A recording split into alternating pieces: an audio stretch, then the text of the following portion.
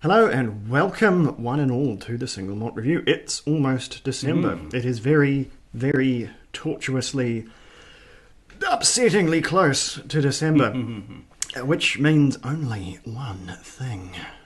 Well, it would be one thing, but this time it's two things. In a break from years of Single Malt Review tradition, we have two separate concurrent Christmas specials for 2025. My goodness. Yes, indeed. And both, an almighty two of them, the whole jolly lot brought to us with a titanic amount of kindness by Julie and her team of craft curators over there. So, round of applause, Julie. My goodness, bringing the Christmas cheer to us. And anybody else who watches these videos, I suppose. I can, as I always say, only hope to do it justice. So, the two things we have for you, the one you expect and the one that you might not. We'll keep the powder dry on that one. But the one you expect is going to be the one you're going to hear about today. It's the Blind December, the blind tastings of Christmas. We're going to do it. Again, who could have thought, who could have possibly predicted that we would do the exact same thing we do every single December? Well, you were right.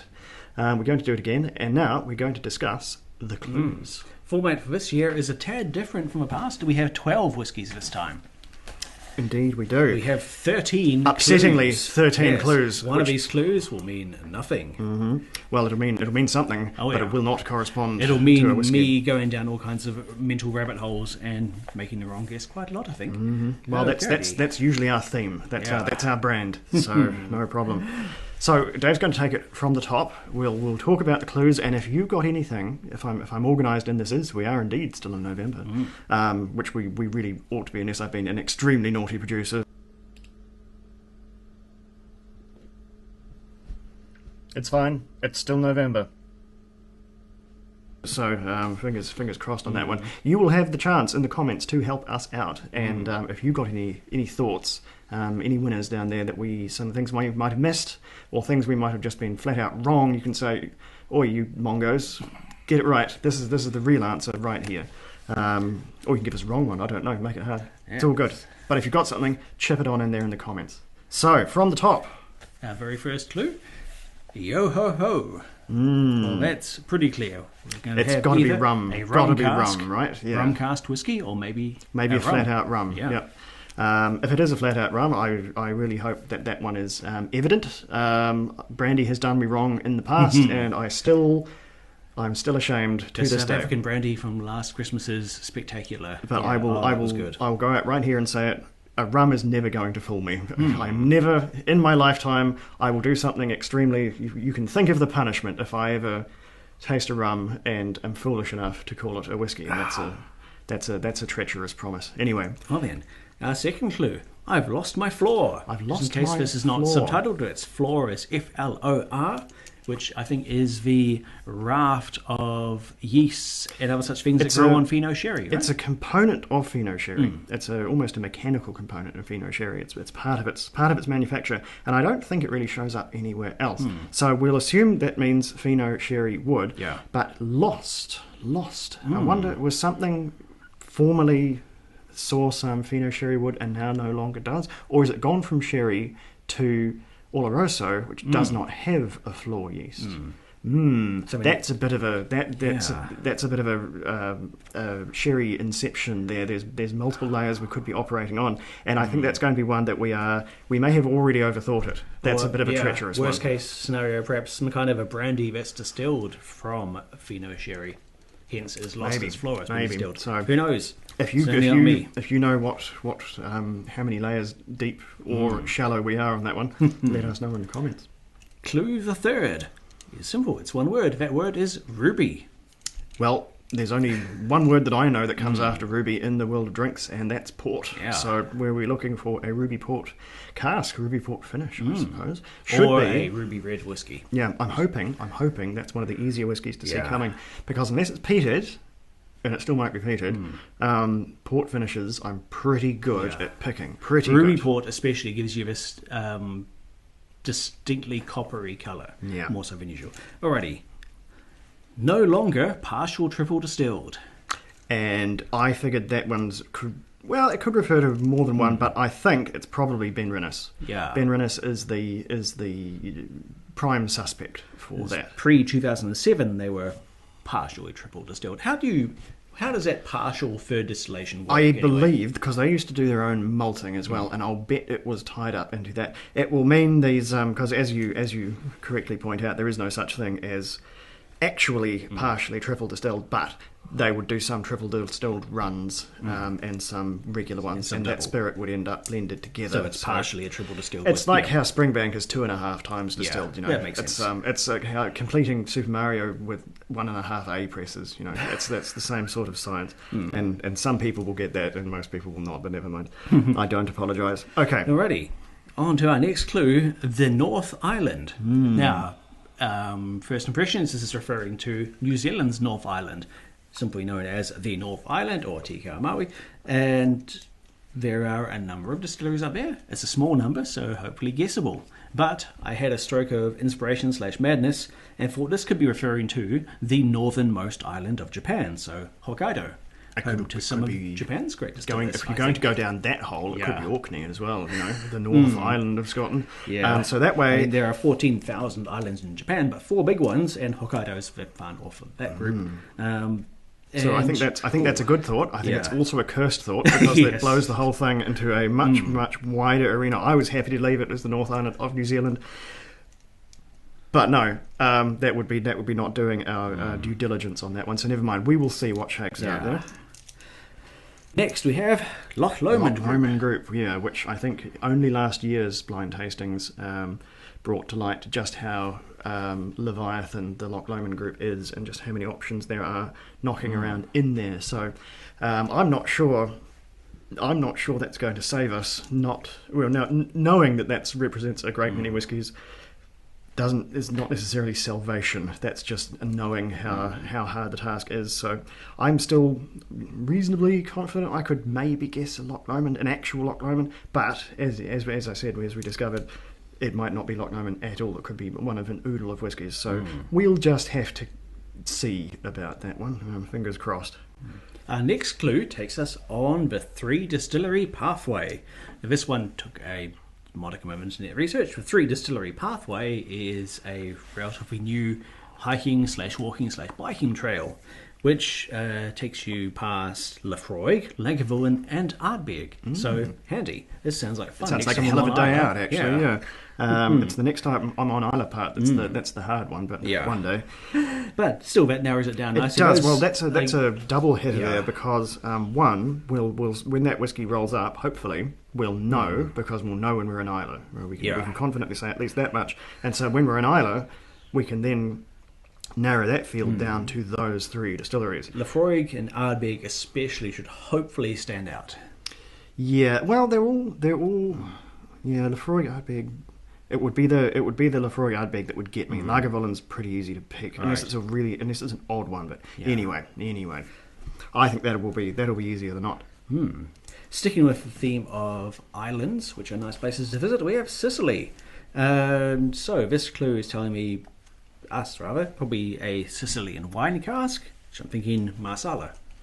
I think that's all but the only answer there. That was news to me that's where Marsala came from. I think of Marsala and more of where it ends up, and it is a pretty uncommon, but it does show up as a finish. So and usually makes a pretty big impact. I think it does. Do some of the quirky Scandi whiskies use oddball wine casks like that? Maybe. Probably. I think anything you could imagine happens in the Scandi whiskies, but I'm thinking more maybe an Ardnamurchan has had a big spree of interesting casks recently. I think one of them was Marsala. I'm not sure. I'll have to go and have a look. Anyway, we're getting to the end of the list. Our next clue is 5th and 6th generation. Which I peg that one for Glenfarclas, who currently have a 5th and 6th generation owners in the rotation. Part of the company. George and forgive me, I forget the first name of the other one, but Grant is the important name there. So we'll be going for a Glenfarclas. Back to our one-word clues as we get towards the end of the list. Craigellachie. Now, I might be a maverick renegade, but that suggests to me that the answer might be Craigellachie.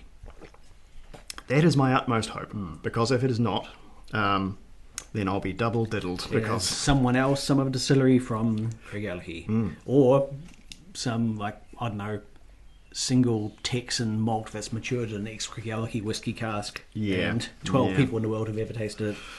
So, and getting right down to the end now, 16 year. Yeah. And that's it.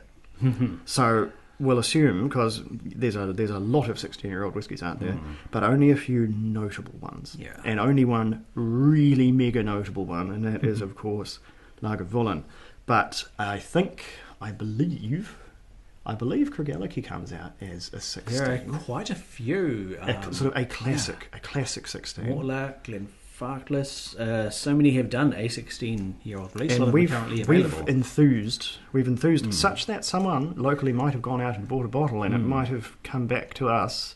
So maybe meta picking here, but that Longmorn. Although that was in last year's Christmas lineup, I believe. Yeah. So it could happen again. Hey. And was the T O'Connell was a 14, I think. 15? 15? Yeah. Yeah, it wasn't 16 anyway, yeah.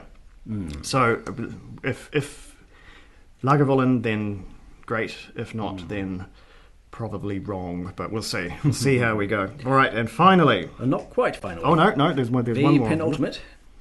The Discontinued Classic, which is another... interesting one to think about. Interesting one to talk about too. That some of these clues I think were very well picked.